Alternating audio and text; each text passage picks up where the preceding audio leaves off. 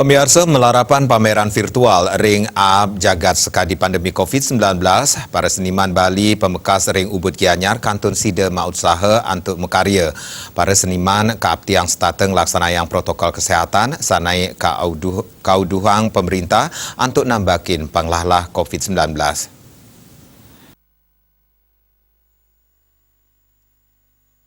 Seniman rupa saking Ubud Inyoman Sujana sane taler kasangguh pindah ke Kenyem ngelingang samian seniman Ring Bali mangda tetap semangat mekarya miwah optimis duani ngarepin piambeng sajaroni ngemargiang pemargin seni antuk mabubugan langsung ring masan pandemi COVID-19.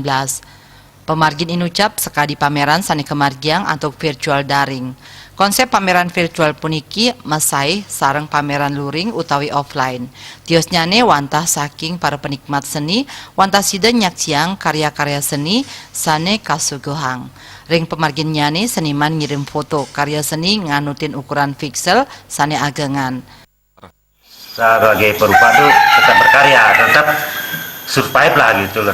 Walaupun apapun yang terjadi saat ini, kita tetap survive. Nah, untuk menghadapi itu, kita juga harus tetap taat dengan protokol kesehatan yang dianjurkan pemerintah ketika kita bepergian kemana itu sesuai dengan protokol kesehatan itu kita supaya cepat sekali